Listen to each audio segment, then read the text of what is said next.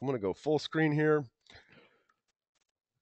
My name is Bob Stewart, as you can see right there. We're going to talk about unlocking the secrets of keyword phrases. If you guys want to trash me, compliment me, or otherwise say something about what we're learning today, you can do that on Twitter. I'm at ActiveBob. You can use the hashtag ActiveRain if you want me to respond to you or interact with you there or interact with each other. You can also find me on Facebook at facebook.com/ActiveBob. So keyword phrases, and all we're talking about here is that thing that they being that next client, hopefully, that you end up working with, but the things that people search for when they jump into Google or they jump into Yahoo or Bing or whatever search engine they might be using. And search engines are sending about 65% of the traffic that goes to the internet today is coming from a search engine. So the other 35% is coming out of social media, or it's coming where people are directly visiting sites. But still, even with this, this explosion of social media, we still see the majority of traffic on the internet being passed around to different websites via the search engines. And in our SEO class, I talk a lot about kind of using Google as kind of that Kleenex version of search engines, right? They're the ones sending the most traffic. They're still the dominant player in the search engine market. But a lot of these things that we talk about are going to be, the same kinds of concepts applied to Bing or Yahoo as they do to Google. But just like you say Kleenex when you need something to blow your nose, most people will say Google when they go out to search for something. There's a couple of kind of concepts that I want to start with, and a lot of this is conceptual. We'll look at a few things here in a little bit that are a little bit more kind of particular to the idea of what kinds of keyword phrases you want to be using or building your blog posts around. But I think one of the very first things that you need to ask yourself when you set out to write a blog post, and so the kind of the process of writing a blog post is, okay, we know we want to write about something, right? And in our SEO class, we learned that if we want to get it to rank for the thing that we're writing about, we need to make sure that the title of our blog post targets the keyword phrase that we hope somebody to type into the search engine to ultimately find us. And so the very first thing that you need to be thinking about in terms of the keyword phrase that you use, or the title that you give your blog post, or the phrases that you're going to use 3 to 5 times throughout the post, like we talk about in our SEO classes, will anyone ever search for this? And these are 6 kind of titles that I just randomly pulled from blog posts that were written today on ActiveRain. I went through this morning and pulled a few of these things out, and I want you guys to really look at these posts and think to yourself, would anybody ever search for this? Like, would anybody ever search for a charming home in a wonderful community? Now, that's a great flowery description for that house, and it may very well fit what that house is, a charming home in a wonderful community.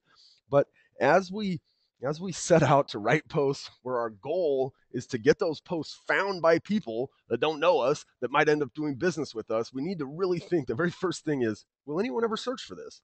Right? And you'll see, these are a bunch of examples of things where I'm sure there's great information behind this piece of content, but the reality is, and especially on ActiveRain and your websites in general, people aren't just coming to your website, especially people you don't know, right? People you hope to do business with or you hope to make a connection with. Those people are not just coming to your website and browsing through your blog. Now, if over time and you become a power blogger and you're putting out a lot of good content of this nature, you can get a little bit more fuzzy with the other sorts of content you're doing, because people will land on a blog post you've written and then potentially go back and attempt to read more content. So when we think of in terms of will anyone ever search for this, it's not always 100% that every post we write is going to be designed to rank in the search engine. Some posts just will not be designed, or the purpose of the post will not be to get it to rank in the search engines. And one of, I think, the most common things, one of the most common types of posts that I see, where I really don't believe that there is kind of a search engine, there's a ton of search engine queries being done about this, is market reports. Market reports are great. I don't believe a lot of homeowners are sitting in their house going to Google and typing in Wallingford, Seattle real estate market report. Now it's done. Okay. It's a long tail search term. People are definitely searching for that, but that type of a post may be just as powerful after you've written it for you to be pushing that post out, right? Sending it out in your email newsletter, sending it out to prospects that you have in your CRM that are set up with listing alerts, sending it out to potential sellers, letting them know that the market's changed in their little neighborhood and there's a low inventory and things are really heating up and the houses that are on the market are getting multiple offers and the prices are going right. Those kinds of posts, those market reports, are the types of posts that maybe the goal of the post to begin with was not to get a bunch of people landing on it from the search engine. So, some of these posts that we looked at here might be the same thing, right? Pumpkin festivals are so much fun. Well, that guy might not really care if he gets a bunch of traffic there. He might be thinking about pushing that out to his sphere and letting him know where the local pumpkin festival is. But from the perspective of will anyone ever search for this, we need to be thinking in terms that are a little bit closer to how people search, and we'll dive into that here in a second. But these are some results, and I went into our analytics, and we're going to go take a look at analytics in a little while. And at the very end of this class, for you guys being here, I'm going to give you a list of 500 phrases, and you guys will be able to go download that, and it'll really give you some awesome insight into the ways that people search for the particular phrase that we have in there for you guys. But these are searches that were done in the last 30 days on ActiveRain. All of these have had more than, I think there was more than 8, types of searches. These are long tail searches. We'll talk about that in a second. But, homes for sale near Emory University, the foreclosure process for Illinois, right? Granville County property taxes, ranch style homes in Delaware, oceanfront homes for sale in Vero Beach, bank owned homes for sale in Vancouver, Washington. These are actually phrases that people did search for in the last 30 days, will continue to search for in the future. And so this very first kind of mindset changes when we're looking at our blog, we need to really think about, as we set out to create that title or that keyword phrase that we are going to attempt to rank for, is anybody going to search for this? Right? Because if they're not going to search for it, then it's basically in our blog in hopes that they stumble across our blog some other way and they end up reading this post, or in hopes that you can push those types of posts out to Facebook and people might see them, or on your Twitter. But the vast majority of the traffic that we get on ActiveRain comes in from, and that you guys would get to your blog posts or your websites, is going to come from the search engines, from Google. So really kind of, as a first step and really a change in your mindset is, will somebody search for this term that I'm going to use? Let's talk for a second about the big head versus the long tail. And I talk about this in the SEO class, but it bears repeating in this keyword class. The big head is common phrases that are searched for in high volume. And generally, in any given real estate market, there are about 8 searches that make up 30% of the search volume for that market. So let's use Seattle as an example, because that's where I'm sitting right now looking out at the sun. In Seattle, what are those big head search terms? There's things like homes for sale in Seattle, Seattle real estate, Seattle houses for sale, Seattle condos, right? Maybe Seattle townhomes. There's about 8 terms in any given market. Okay. You guys all have those same kinds of searches occurring in each one of your individual markets. Now, the big head is there's a lot of traffic there. Okay. Any one of those 8 terms gets searched for a lot. In Seattle, we're talking numbers like 25,000 times a month. The term homes for sale in Seattle is searched. On the other side of that, and if this was a graph, right, the big head would be the tall part of the graph, and that long tail would be the part that slopes out. The long tail is the other 99.9% of the ways people search for something. In our case, it would be real estate in the market which we're doing business, where no one search is done very often, but the cumulative of all of those searches accounts for that other 70% of the traffic. And so if you think about how many ways could somebody potentially search for something that they were interested in about real estate in Seattle, there are almost an infinite number of ways. And we're going to see it when we look at the analytics, some of the, just even on like long tail terms, how different and vast these types of search queries can be. But there are infinite ways somebody could search, and we're talking differences with commas and differences. They use WA versus Washington, and the different order of the keywords as they've typed them in their query. But those other 99% of the ways, 99.9 really, because if there's infinite ways somebody could search and only 8 of them make up 30% of the volume, you got 99.99999% of these other ways, right?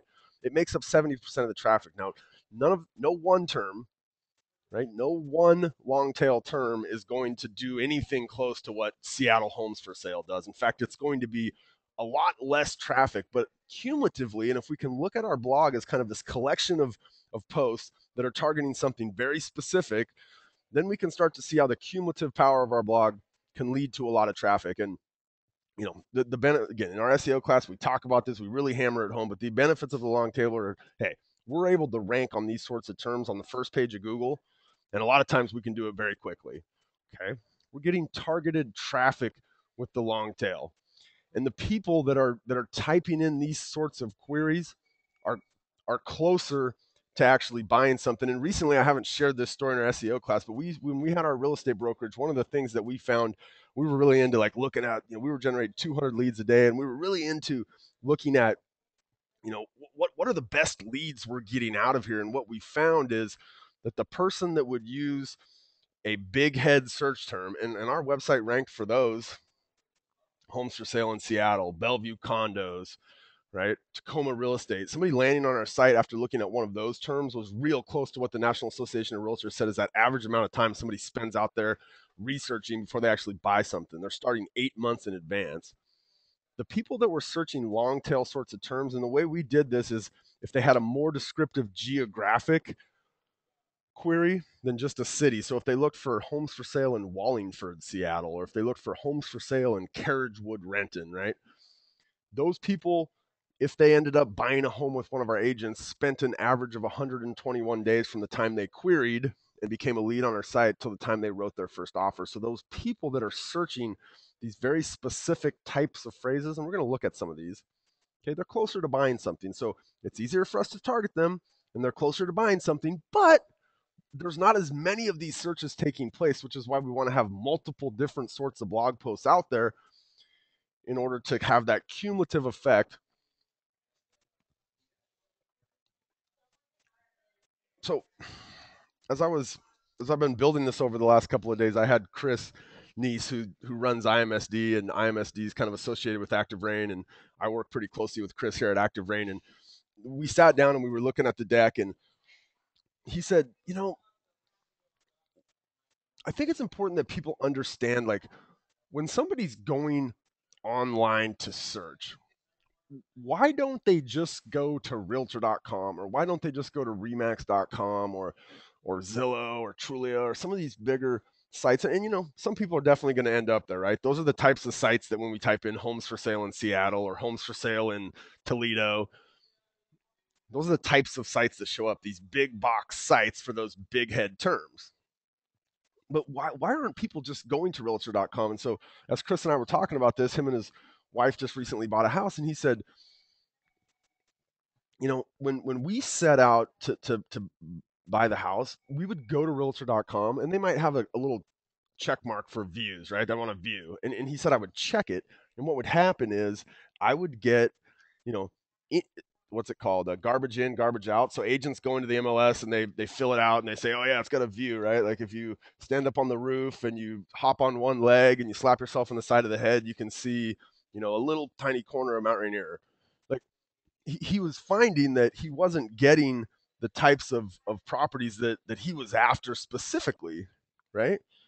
And the reality is, too, is everyone uses Google, right? The people, the percentages of how many people are using search engines is ridiculous. And I'd be willing to bet that everybody on this call at some point in the last, let's say, week has used a search engine to search for something.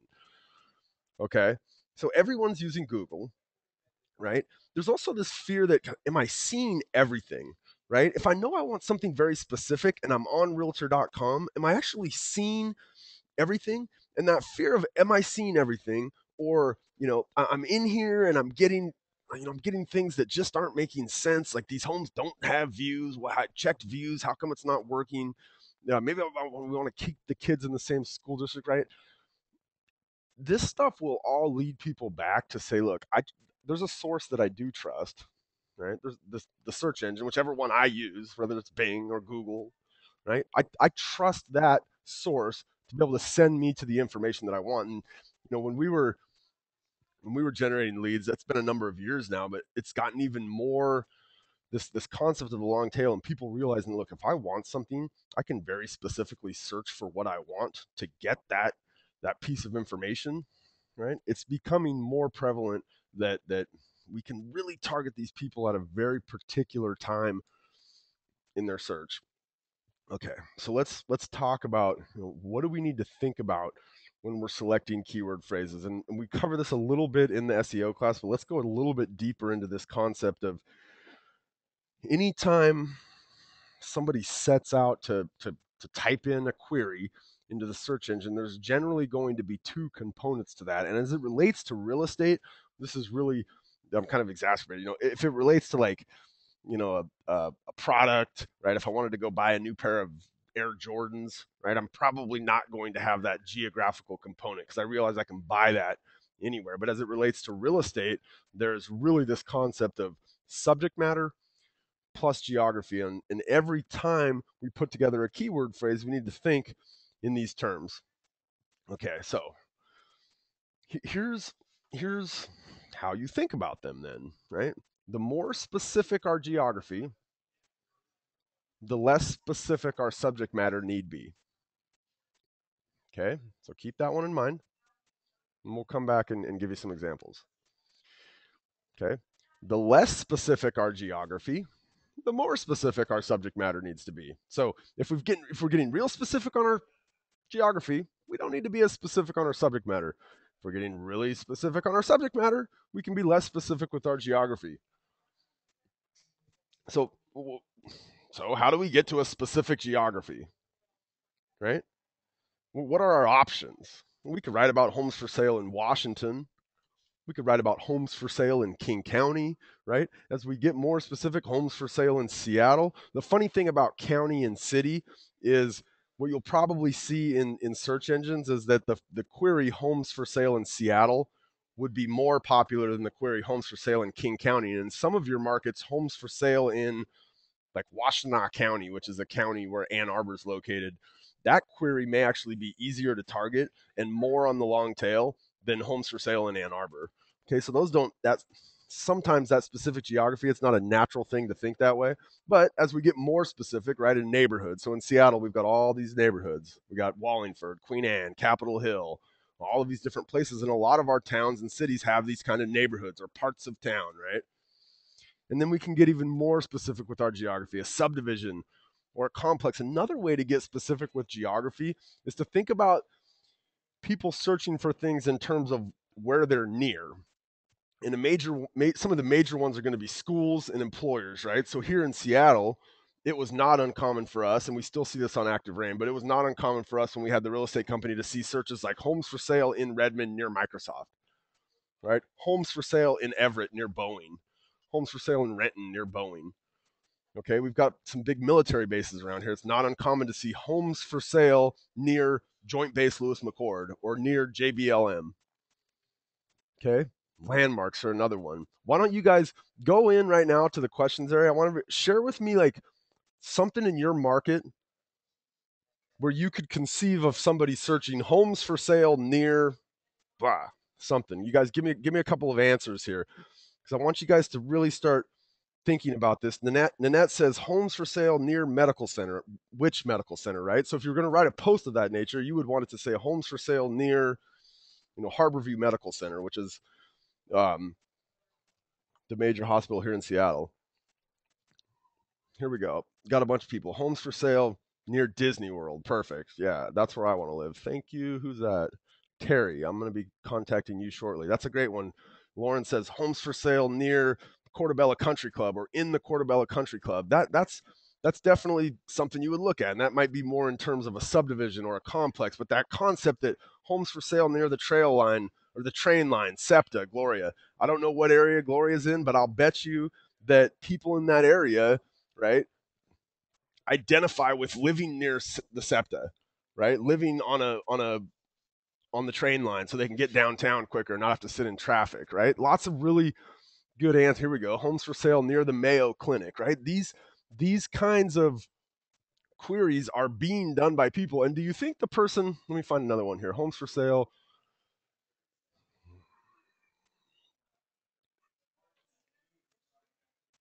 Let's say I'm going to show you guys my ignorance here. Where'd that one go? Homes for sale near the Mayo Clinic. I should know where that is. I don't. But would it be more? Let's say it's in San Francisco. I don't know where it is, Nancy. But would the person searching for homes for sale in San Francisco be closer to buying something or further away than the person that wanted to find a home for sale near the Mayo Clinic in San Francisco? Right? That person who knows they need to live near the Mayo Clinic, they're a heck of a lot closer to actually doing something or taking action after their query than the person just looking in San Francisco in general. I don't know if you guys can hear that. They're celebrating something here in my office. Okay, so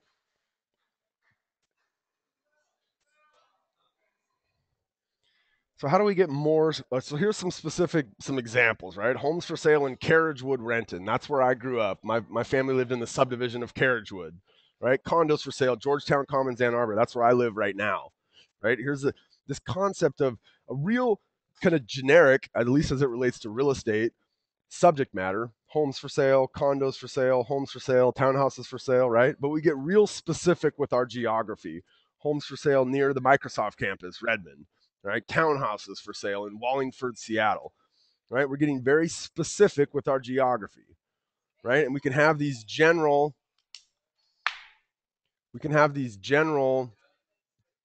sort of subject matters. So, what are some of those general subject matters? And I mentioned these earlier, right? These are the kinds of phrases: homes for sale in Seattle, Seattle real estate, Seattle house for sale, Seattle condos for sale. Those are those big head terms. So if we want to target a city level, let's say, we want to target stuff in Seattle, what do we need to do then? Well, we need to get more specific with our subject matter. So what are some of the ways that we can get more specific with our subject matter? What we need to do is we need to think of what are ways that people might search in conjunction with that subject matter. So homes for sale under $200,000 in Seattle, right? I tell this story in the SEO class, but I have a guy who's a ActiveRain member, and he's based down by Joint Base Lewis McChord, which is a big Army, Air Force military base south of Tacoma, Washington. And he came up to me at one of the rain camps that we did here in Seattle. This was 2 years ago now, but he said, "Hey man, I want to thank you. Something you had shared the prior year we'd been in Seattle for the rain camp has gotten me 6 deals in the last year." And I'm like, "Well, awesome. Wow." Like, where's my commission, right? Did I get a referral on that? No. I said, "What? Tell me what you're doing, John." And he said, "Well, you guys had talked about this idea of people looking for homes for sale in a certain price range." And so he said, "What I did is I realized, because I know my market very well, that a lot of the folks that get transferred to Joint Base Lewis McChord are looking for affordable housing. And so I thought," he said, "I wasn't sure, but my instincts told me that it wouldn't be uncommon for somebody to go out and do a search like homes for sale near JBLM under 200,000, or homes for sale in Lacey, which is a city right by Joint Base Lewis McChord, under 200,000, or homes for sale in DuPont under 200,000, or homes for sale in Lakewood under 200,000, right? All of these towns and cities around the base." He decided he was going to blanket those by creating a series of posts that would tell somebody what they can expect to get for under $200,000 in Lacey or Lakewood or Stillicum or wherever it was around the base. Okay. Another way we can get more specific with our subject matter, and we saw this in one of the searches earlier. There was when I told you, or I had the slide up that showed, is somebody, or maybe they'll search for this, or it's probably more common they'll search for this. And one of them was oceanfront homes for sale, Vero Beach, right? Think about those sorts of, I guess we'll call them adjectives. And I know you didn't realize this was going to be an English class, and I'll be quite honest, I was a horrible student of English. So I'm not even sure that these are adjectives. I think that's the right word. But think about these kind of descriptive sorts of words, right? Waterfront homes for sale in Seattle, oceanfront homes for sale, riverfront homes for sale, lakefront homes for sale, mountain view homes for sale, right? These kind of desirable things that people may want in the next house that they're buying. Another way that we can get more specific with our subject matter is to think about with, right? So people will actually do these kinds of searches, and we see these all the time on ActiveRain, and they're very much long tail searches, right? Homes for sale in Seattle with a mother-in-law suite. Homes for sale in Seattle with a master bedroom on the main floor. Now, how many times is home for sale in Seattle with a mother-in-law suite going to be queried? Let's say in a given month. What if it's once? What if every month for the next 12 months that query is done one time, but we're the first result? And so we know that the first result gets, I don't know, 60 to 70% of the traffic, which means on 12 times, it's going to be the 8 of those times they landed on our blog post. And now we've got somebody landing on our blog post, right, who wants to own a home in Seattle with a master or with a mother-in-law suite. Like, that is highly targeted traffic, and it may have been worth that time to get in front of just those 12 people in the next year. Here's some examples, right? I gave you this one already. Vero Beach oceanfront condos for sale. Homes for sale with a basement in Seattle. Homes for sale in Buckley with a view of Mount Rainier. Homes for sale under 200,000 in Lacey, right? These are the types of ways where we can look at our subject matter, get more specific with our subject matter, and be able to target a less specific geography, right? We're not going to be able to write a blog post on ActiveRain, unfortunately, that ranks for homes for sale in Seattle, right? We've got the Realtor.coms, the Trulias, the Zillows, the homes.com, the realestate.com. Those are the types of sites, those big box sites that have millions of pages with new home listings all the time, and Google looks at them and says these are good sites for finding homes for sale. But our blogs can be a way for us to really target that long tail if we think in terms of either getting much more specific with our subject matter or much more specific with our geography. So I always have, and there's probably somebody on this call, I always have people who email, or sometimes they'll call and they'll say, you know what, this stuff just isn't going to work in my market. We don't have subdivisions in my town, or I just don't think that people search this way. So one of the tips that I would give you is look at your MLS. Okay, how do agents market properties in your MLS, and what types of fields does your MLS have? Right? And the reason I say what types of fields does your MLS have, this is kind of a next step, but when we're writing these types of posts, and let's say it's homes for sale with a basement in Seattle, and we talk about this in our links class on ActiveRain University, but if we're going to land somebody on a post that talks about homes for sale in a basement with Seattle, what kinds of things will we talk about in there? Well, we might talk about some of the areas in town that have basements. It's more common to see basements in the Wallingford area, and some of the newer developments don't have basements, but a lot of the older developments do, right? We'll talk about some of the challenges of owning a home with a basement, because a lot of the homes are older, and at this point there's definite maintenance costs associated with owning a home for sale or buying a home with a basement in Seattle, right? But somewhere in there we're going to have a link where we want to show them all the different properties that are available in Seattle with the basement. And so that's why looking at our MLS and understanding what fields, and looking at your IDX and understanding what fields people can sort by and what types of searches you can have pre-performed for them to land on is very important. But it also gives you ideas of things you can write about, right? You might have never thought, oh, wait, somebody might be interested in a home for sale with a mother-in-law suite. That search was done like with a search with mother-in-law suite in it, and most of them were around the concept of a home in Seattle with a mother-in-law suite, or home in Houston. It was done like 250 times last month that sent traffic to ActiveRain. Now, if all of our members had written about it, it'd be even higher, right? There's a few people that are writing those types of posts.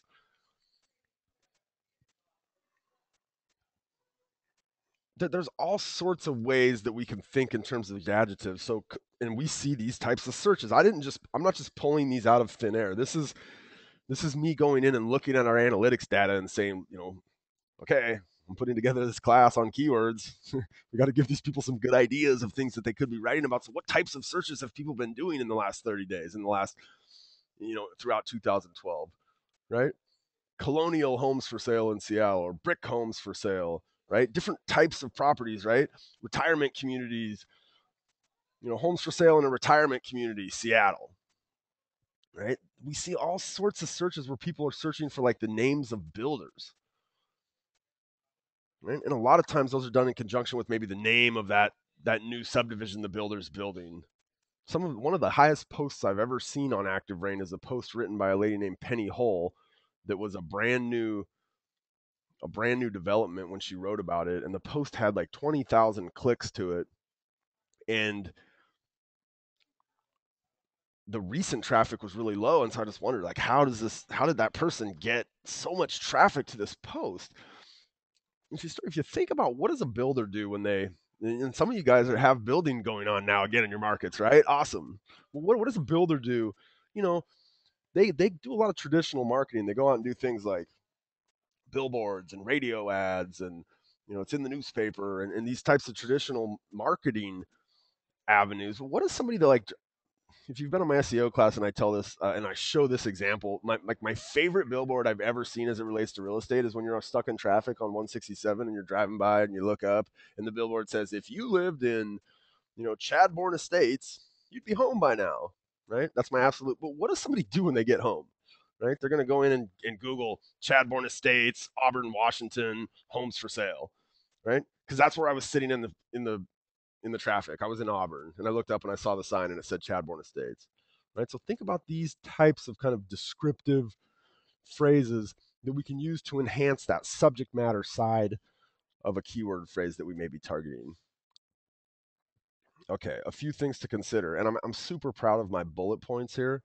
If you can't see that on your screen, look closer. Really proud of those. Okay, a few things to consider. Your keyword phrase needs to be in the front of your title. Okay, and here's what I mean by that, and I see this all the time, where there's a couple of different ways I see this happen. The tendency is, especially if you're not really focused on what somebody's going to search for, the tendency is to make your title something a little bit flowery and maybe catchy, like, right? We saw that one earlier. What was it? Beautiful custom home right? Like, beautiful custom home in Chadbourne Estates, Raleigh, North Dakota, or Raleigh, North Carolina, right? You need to get the keyword phrase. If you want to use those flowery words, it's all right, but you want to have them at the end of the title. Okay, the keyword phrase needs to be the very first thing in the front of the title. So the instance where I see people do this is they always want to have like something consistent in their title. So Seattle real estate, homes for sale with a basement, right? You don't want to do that. You don't want to have that kind of standard thing that you might always slap into your title. You really want to make sure, and if you do that, which you don't need to, right? These people don't know you. They're just finding you through the search engine. Make sure that keyword phrase is in the front. Try to keep your keyword phrases under 70 characters. And when you put a post on ActiveRain, we have a little counter. Now, if you go over that, is it going to completely wreck you? No, of course not. But the search engines are only displaying in their results the first 70 characters. In some instances, they'll display more, but for the most part, we want to try to stay kind of in that 70 character range for our phrases. And that's plenty of characters to be able to write, really any sort of long tail keyword phrase that you might be considering. Never target more than one. And we talk about this in the SEO class, but every additional kind of phrase that you try to target. So if I wanted to say, homes for sale with a basement in Seattle and Renton, right? Or Seattle and Bellevue, or Bellevue, Kirkland, and Redmond, right? I'm diminishing the power of me being able to rank for any one of those by trying to rank for three of them. And then we're almost always going to use geography, but this goes back to, remember, not every single post that we write is going to be designed to rank in the search engine. Sometimes we're going to write posts to our peers, right, to get feedback on ActiveRain or to share a story, or sometimes we're just going to write posts about an experience that we had in the industry, so that if somebody's a consumer's following along on our blog, they can see we're a real human, right? We might write about going out with our kids. But these are the types of things we don't have to worry about, really getting these things with the right keyword and getting the keyword density in there and making sure our links are. I mean, these are things that we're not necessarily writing to have somebody land on from the search engines. But if we are, right, we want to make sure we have that geographical component in there. So, what other kinds of things could we be writing about? Well, I think you need to just ask yourself, what do people search for when they're getting ready to buy a house? Right? What are people searching for when they're getting ready to buy a house? Here's a couple of examples that I'm going to give you because these are things that we see a lot of traffic for on ActiveRain. What are the best neighborhoods? What are the taxes going to be like? And then how do I get a loan? Right? So best neighborhoods in, and I really like these posts, and I'm going to show you guys one in a little bit here at the end when we go to our analytics. But this idea that you could take a collection of posts. So let's say I'm here in Seattle, right? I've written about homes for sale in Wallingford. I've written about them in Ravenna and Capitol Hill and Ballard and Green Lake and Greenwood and Aurora and all the different areas of Seattle. I've written these kind of, specific posts about the neighborhood, right? But people will go out, and you're going to see this in a minute. They'll go out. They want to know what's the best neighborhood to live in, right? So this is an area where we can take like content that we've already created and package it up into a post that gives somebody a great idea, right? To be able to decide on their own. Hey, what are the best neighborhoods? Well, here's 7 of them that I've written about. I've given you really good explanations on these. If you've got kids, you might be better off in this place. If you've got, I don't know what kinds of stuff you guys can necessarily say, but so you need to be careful with that, right? If you don't own a car, you're best off to live in Belltown, right? Can we discriminate against people that don't own a car? I'm not sure. So these types of best neighborhoods in or top neighborhoods in Charlotte, best neighborhoods in Columbia, South Carolina, tax information. There's a lot of search traffic that comes to ActiveRain. I'll show you an example of this as well, where people are looking for tax information on property tax rates, right? So what is the property tax rate in Charleston, South Carolina? What are property taxes in Seattle, Washington, right? What about assessment disputes? We see a lot of this sort of search traffic. How do I dispute my property taxes in Seattle? When are my property taxes due? One of the biggest searches that we've seen in 2012 based on property taxes is when are property taxes due in, I want to say it was Sonoma County, right? Because one of our members wrote a great post where the keyword phrase was, when are property taxes due in Sonoma County? It's getting a ton of traffic, right? These are all real estate related posts. Loan information or home buying programs, right?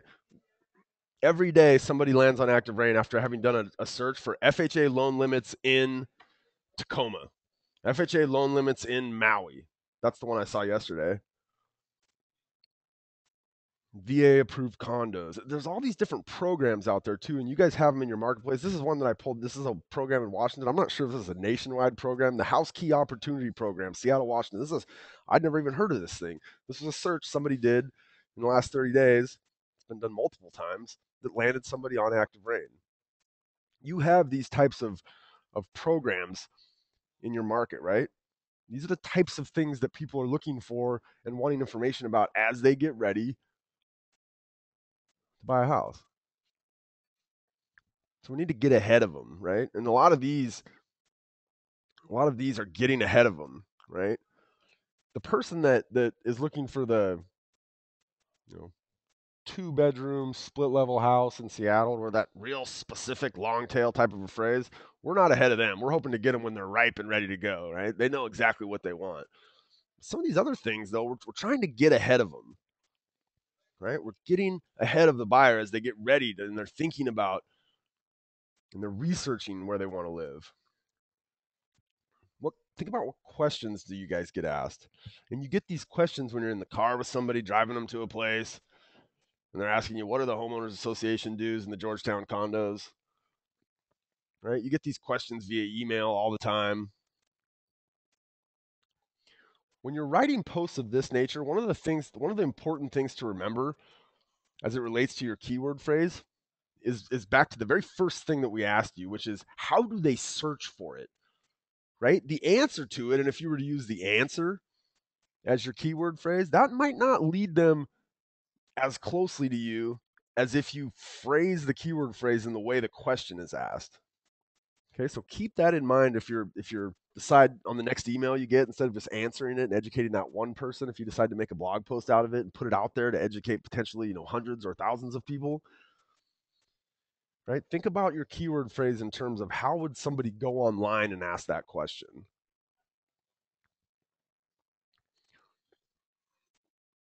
when you're writing these keyword phrases, and we've given you a little bit of information about, how to think about these things and some of the ways you want to do it. I'm going to give you guys a list of 500 ways that people have searched for um, homes for sale and landed on ActiveRain. There's a lot of really awesome long tail keyword phrases in there that you can adapt to your market.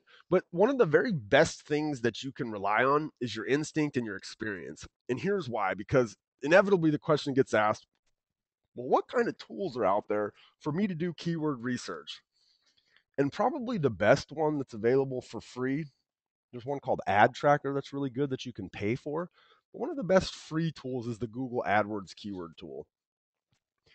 And so at this point, I'm going to take you over and we're going to look at the Google AdWords keyword tool. And then I'm going to kind of, hopefully this will reinforce to you why one of the best ways to figure out what you want to write about is your instincts. Okay. So I don't normally take this long of a look at our analytics, but this is a look at our analytics for the whole year 2012. Okay. And we're looking at phrases where somebody's typed in condos for sale. So some component of the search had condos for sale in it. And what we have here is a search for Beaver Lake condos for sale. Now, this exact phrase has been done 37 times all year. Okay. So as we come over here to the Google AdWords keyword tool, and you just get to the Google AdWords keyword tool by typing Google AdWords keyword tool into Google, right? It's this first little option right here. And when we get in there, I'm going to look at the phrase Beaver Lake condos for sale. And I'm going to tell Google, tell me how often this phrase is searched for. Okay. So what I do, I just put my word or phrase. So this might be the thing I'm thinking about writing about. Okay. I'm thinking about writing a blog post about Beaver Lake condos for sale. Then I'm going to come in here and I'm going to hit search, and Google's going to tell me on average how often this phrase is searched for. So they're now defaulting to this ad group ideas. So if I wanted to do ads, because this is really a tool for Google AdWords, right? But what I want to do is click on keyword ideas right here. And what I want to see is right here, the phrase that I queried, Beaver Lake condos. Google tells me that phrase never gets searched for. Well, that's strange because we just saw right here, Google Analytics telling us that they sent us 37 visitors this year that searched for that phrase. Right? So had we come here to Google AdWords and we were depending entirely on that instead of our instincts to tell us that we think that people will search for condos for sale on Beaver Lake, right? We never would have written this blog post. Now, not only do people search Beaver Lake condos for sale, right? Here's the 37. This is a filter for the entire year, okay? On queries that were done that were similar to this as well that landed somebody on this one post. So we've got Beaver Lake condos sale, Beaver Lake condos, Heritage Bay condos, Beaver Lake, Arkansas condos. Look at all the different ways. And I mean, this in itself is a long tail term, but if you really want to see the long tail, look at all these. I mean, look at all of these different ways that somebody searched that led them to this one post that had this person depended on, and here's the post, had this person depended on Google AdWords keyword tool, she never would have written this post, right? She never would have written it, and she never would have had, where is it in here? When was this written? 331. There it is, right there at the bottom. She never would have had these 3,200 clicks to this post since she's written it, right? Because Google AdWords keyword tool said, well, this never gets searched for.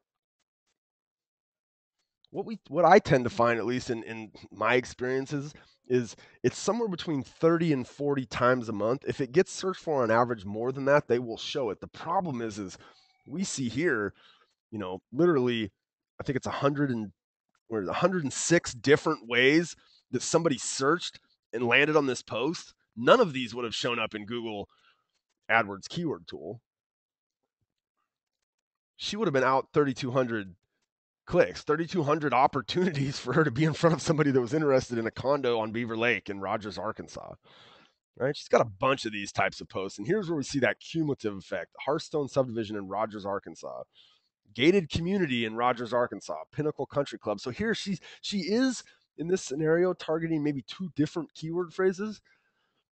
she's probably getting away with it because, nobody else is targeting either one of those any more effectively, right? So she's probably getting traffic to this post where somebody's looking for a gated community in Rogers, or when somebody's looking at for the, homes for sale in the Pinnacle Country Club, Rogers, Arkansas. And you see a lot of these types of posts throughout her blog. Ridgecrest Meadows in Rogers, home for sale. Look, this post right here is about a particular house. What does she do though? She targets a searcher that might actually be looking for just that area, right?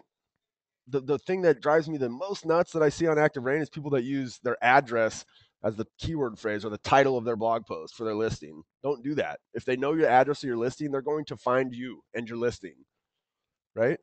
But like this particular property, right? What if somebody just wanted a house in Ridgecrest Meadows, right? Then they can find her blog post even though she's talking about 123 Main Street, Rogers, Arkansas.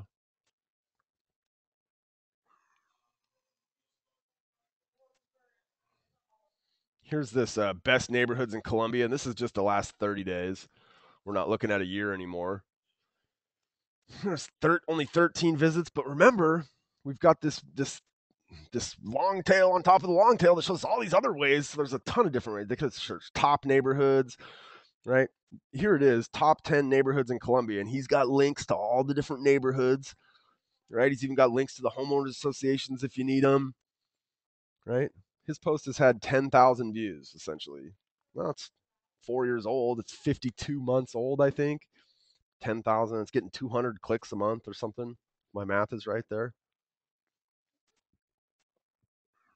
Here's an example of the property taxes, and I'd mentioned Penny earlier as it related to writing about builders. But she doesn't just try to, give you property tax rates for Cary and Apex and Garner and Clayton and all in one post, right? She breaks it up over the course of a week. She did a series of posts about property taxes in Raleigh, Morrisville, Knightdale, Clayton, right? All of the different cities around her market. And we can see 1,100, 400, 500, 600, 600, 600, 900, right? I mean, the cumulative of that is pretty substantial. All right, so let's brainstorm a little bit here. And here's what I want you to do for the brainstorm. Okay, so you guys have a chat box over there on your deal, and Carrie right now is going to send you guys a link, and it's a link to a post that I just put up before we started this class. And here's what I'm going to do. What I want you to do is follow that link, and I want you to go in there and give me 5 ideas that you have for keyword phrases after watching this that you could write about in your marketplace. I'm going to give everybody who puts 5 keyword phrases in a comment on that blog post 1,000 points. Okay. I'm also going to come in here all day tomorrow and I'm going to respond to your comments and I'm going to critique and say, yeah, that's a good one, or no, I'd try this. Right. And we'll have a little discussion on that blog post about good ideas, and you guys will see some of the ideas that other people do, and you'll be able to take that and relate it to your market. And we'll have just this one post where we can all kind of get together and brainstorm some ideas of things that we can and should be writing about in our marketplaces. Okay, I'm going to answer a few questions. If I don't get a chance to answer your question, what I want you to do, if it's still pressing and you want it answered, go to our Facebook page, facebook.com/ActiveRain, and I want you to leave the question there, and I'll come in and answer it. Carrie's going to send you guys another link. She just sent you the Facebook link. There's one more link, and this link is to a PDF that I have posted on our Wistia account, and you can go in there and download that PDF. And this is 500 different terms that have been searched for in the last 30 days on ActiveRain that include the phrase homes for sale. So what you're going to see in there is a bunch of stuff that doesn't relate to you at all, but they're all long tail phrases that you can adjust to your market. Okay, so you're going to see stuff like homes for sale with a basement in Seattle. Well, you don't work in Seattle, right? Your blog post would be homes for sale with a basement in Searcy, Arkansas, right? But there's 500 different phrases that have been searched for in the last 30 days on ActiveRain that include the use of the term homes for sale. And you'll see by looking at that, you'll see a bunch of different kind of long tail ways that people search. And when you look at that, you really start to get an idea of how specific people get with their search queries, right? That could lead them to you if you're writing and using keywords of this nature. Okay, let's go in and look at some of the questions that Carrie's pulled out for us here. Mitch said, "My wife just walked in and asked if I was listening to Tony Robbins." No, I'm not Tony Robbins. He makes way more money than I do. Um, that's funny, Mitch. All right. This is a great question. Jenny asks, "How can I write about homes for sale and have it remain current? Once the specific homes are sold, the post is obsolete." I want to take you, Jenny. Here's what I would like you to do. I would like you to go to ActiveRain and type in anatomy of a hyperlocal post. And if you search on ActiveRain for anatomy of a hyperlocal post, this blog post that comes up, anatomy of a solid hyperlocal post, is a post that I wrote um, that talks about how you can make your posts timeless. The content is timeless. And what I mean by that is because let's say I'm going to write about homes for sale in Carriagewood, Renton. So that's where I grew up. That's where my family lived when I was a little boy, right? Carriagewood. It's a subdivision in Renton. Now, if I was to go on that post and say, here are the 10 homes that are currently for sale in Carriagewood, like Jenny just suggested, they're gonna once those homes sell, that post is useless. So what you do is you think about creating content that is timeless. And the way we do that is we give them a sense for what it's like to live there. And then our post serves as kind of an educator for them. We show them the homes on our website. So what we do, and we talk about, we have a whole class, and you can actually watch the recording of it on our YouTube channel, or if you went to activerainuniversity.com and you scrolled down the middle blog there, there's a recording of our links class. But the idea is somewhere high in that post, you would have a link to the homes for sale in Carriagewood, Renton that would go back to your website and to a page on your IDX, and that page always stays fresh. So read this post about kind of the anatomy of a solid the anatomy of a solid hyperlocal post, and I talk in there about keeping your posts timeless, and you do that by creating content that's of value to the searcher. But if they want to find the homes, they're going to have to take that one extra click to your website. And in that links class, I talk all about where you want to land them and the things that you need to be considering in your website. That's a really good question, Jenny. Mona asks, are keyword phrases different from titles on website pages? And so if we look at this page that I'm looking at right here, this is the title of the page. And any page that you go to on the internet, right up here at the top of your browser, is always going to be the page title. So if I was to go to, let's say, ESPN.com, right, their page title is ESPN, the worldwide leader in sports. Now, on this, let's say this post right here, her page title is Heritage Bay Beaver Lake Condos in Rogers, Arkansas. The keyword phrase is what the other person typed into the search engine in order to land there. And now it's also the phrase that she was attempting to rank for. So that they're kind of the same. On ActiveRain, they're always going to be the same because whatever you create as the title of your blog post will become the page title. It will also become that kind of clickable component in the search engine when somebody types in the query. And if we were to go back here and look at, what did I do? I minimized that. Yeah, there it is. If we were to come back here and look at, where's that slide? This one right here. See, like when somebody typed in bank-owned homes for sale in Vancouver, Washington, the keyword phrase was bank-owned homes for sale in Vancouver, Washington. The page title was also that, right? So the things are going to end up matching up.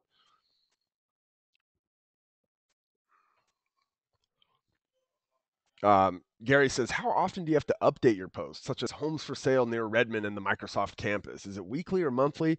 I think that goes back. I just kind of answered that, right? You want to make these things timeless. So if it was a post about, homes for sale near the Microsoft campus in Redmond, right? I'm going to talk about why you want to live around that area, what kind of amenities are nearby, what school districts do the kids end up going to, what are some of the different neighborhoods around here, right? But always in that post, I'm going to have that link that says, if you want the brand new homes that are on this market right now, head over to my website. I've got a list of all of them. You can get it there, right? That links class, we really talk about how you write them. Because these posts here, let's go back and look. Her post, right? And we saw all this traffic from, this is this year, right?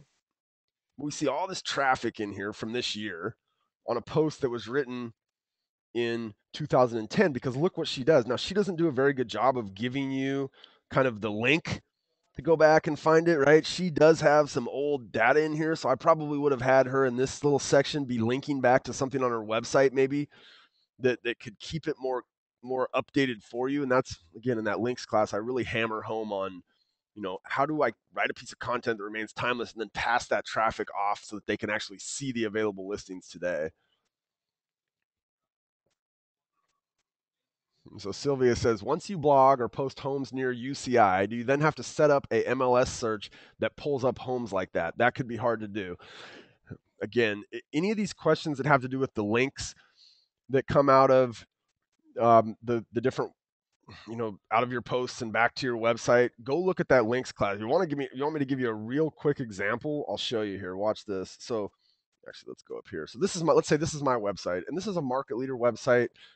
In the links class, I use this as an example. There's other sites out there that do similar things. You may or may not have one, but if you watch that links class, it's going to be really important for you to understand why you need a site that operates in this fashion, Sylvia. So let's say I'm looking in Renton, okay, and I'm writing about homes for sale in Carriagewood, right? That's the name of the subdivision that I want to target. Okay, so I'm going to come in here and I'm going to do this search. And what's going to happen is there's 3 houses right now that are for sale in Carriagewood, Renton. Okay, this link right here, that's the link I would use in my blog post that I wrote about homes for sale in Carriagewood, Renton, because anytime somebody clicks through on that link, whether it's today or whether it's 9 months from now, this page is going to load, and whatever houses are for sale in Carriagewood that day are going to be what shows to them, right?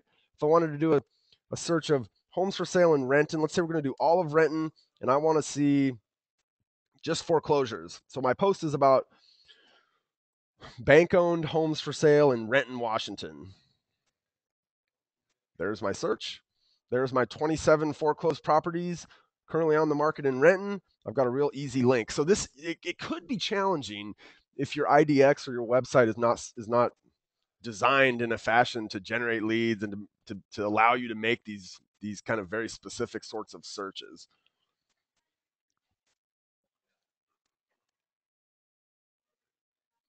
Gary asks, how often should you duplicate your keyword area in posts? For example, if I want to control ranch homes in Austin, Texas, how many and how often would I do a new post with ranch homes to control the market and rank high on Google? Well, Gary, one post can do it. But here's what I would say is if you really wanted to dominate ranch homes, because there's a bunch of other ways that people may search, like here, right? Beaver Lake condos, um, Beaver Lake, Arkansas condos on Beaver Lake, right? I, if you really want to dominate a market, I'd say once a month, create a post and vary your keyword phrase, vary the content that you put into the blog post. That type of sustained effort over time will get you a pretty good representation. What I would do though is I would have the very first post that I wrote, I would make my most thorough post. All of the posts that I wrote subsequent to that, I would link back to that original post.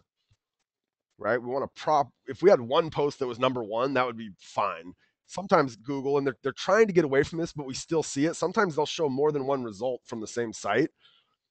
So you may have 2 or 3 results in the query or on the first page, but you want to prop that first one up, that one that has the best information, that one that you spent the most time crafting content for. The other subsequent posts were maybe used a slightly different keyword phrase, a variation, right? And here we see 106 different variations. Okay. Those ones would point back to that kind of main one. All right. It's top of the hour. Carrie's pissed at me because we went long and she's missed 23 minutes of her precious Yankees. I hope they're losing, by the way. Okay. I hope you guys learned something there. We'll have this recording up tomorrow at ActiveRainUniversity.com, also on our YouTube channel. Get over and download that PDF because like I said, there's 500 ideas on there, or you can see 500 different ways that people are searching. You can really take that and apply it to your own market and start to think in terms of these long tail and these keyword phrases that can get you traffic to your blog.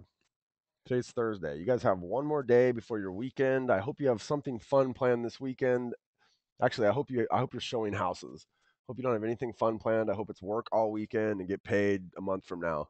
You guys have a fantastic rest of your week. I hope you'll join me real soon at ActiveRain University. On behalf of Carrie and her stinky Yankees, bye bye, everybody.